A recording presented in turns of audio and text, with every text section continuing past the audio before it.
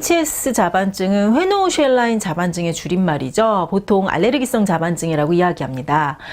HS 자반증의 주요 증상은 피부 증상인데요. 피부의 붉은 반점, 자색의 반응, 피멍 든 듯한 모양, 이러한 색변화가 주요 증상이고 관절통, 복통, 혈류 등이 동반되기도 합니다. 피부 증상만 있는 HS 자반증도 있지만 간혹 피부 증상보다 복통이나 혹은 다리가 아프다 이런 통증을 먼저 우선시하는 경우가 있는데 이런 경우 초기 진단을 놓치는 경우가 종종 있어서 세심한 관찰이 필요합니다. 특히 복통이 동반된 자반증은 소아에게 조금 더 흔하고요. 배가 아프면 일상생활이 아무래도 힘들겠죠. 먹지도 못하기 때문에. 그렇기 때문에 복통이 있는 HS 자반증은 예의주시를 해야만 하고 또 적절한 처치가 바탕이 되어야 합니다. 회노우쉘라인 자반증, HS 자반증의 서양의학적인 치료 원칙은 대증 치료죠. 대증 치료란 증상에 맞춰서 약을 준다는 얘기인데 HS 자반증 자체가 원인이 명확한 질환은 아니기 때문에 통증이 있다면 통증 제어를 하기 위한 소염 진통제 혹은 스테로이드를 기본으로 하고요. 자연 치유되기를 기다리는 것이 HS 자반증의 서양의학적인 기본 치료 원칙입니다. 문제는 간혹 복통이 심한 HS 자반증 환자들이 약을 복용하는 데도 복통이 잡히지 않는다고 하거나 혹은 약을 먹으니까 복통이 더 심해지는 것 같다고 하는 경우가 있는데요. 이때는 정확한 진단이 우선 가장 필요합니다.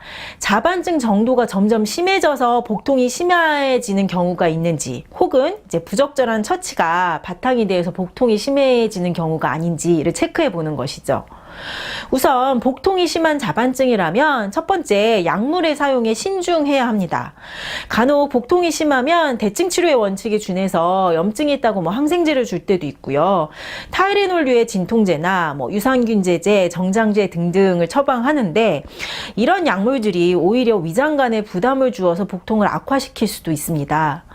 복통을 동반한 HS 자반증 환자들이 하는 말이 주로 이제 음식만 들어가면 아파요 라는 건데 과도한 약물의 복용이 오히려 위장관에 부담을 주기도 하고 때로는 그리고 실제로 감염으로 인한 복통이 아닌데 항생제 등을 처방할 경우 복통이 심해지기도 합니다.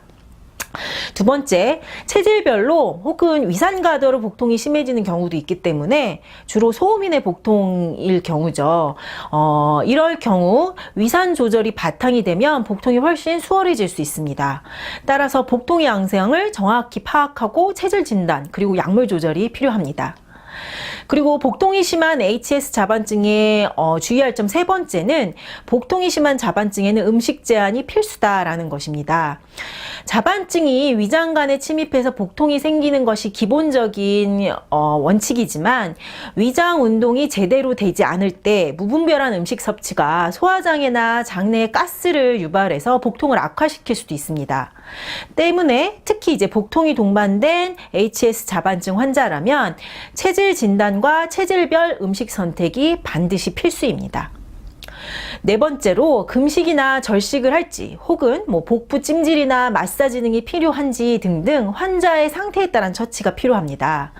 환자의 체질과 상태에 따라 단기간이라도 혹은 금식은 할 수도 있고요. 혹은 따뜻한 찜질이 바탕이 되어야 하는 경우도 있습니다. 혹은 만지지 않아야 되는 경우도 있겠죠. 적절한 처치가 병행될 때 자반증의 복통은 훨씬 빨리 진정될 수 있습니다. HS 자반증은 환자의 면역력이 튼튼한 경우 쉽게 치유가 가능하지만 간혹 초기 치료나 관리가 잘못되거나 혹은 이제 스테로이드에 지나치게 의존할 경우 만성화가 되기도 하고 재발될 수도 있고 그리고 장기적으로는 신장 기능에 영향을 줄 수도 있습니다. HS 자반증, 특히 복통을 동반한 HS 자반증이라면 치료 경험의 노하우와 정확한 체질 진단 그리고 그에 따른 치료가 필수입니다.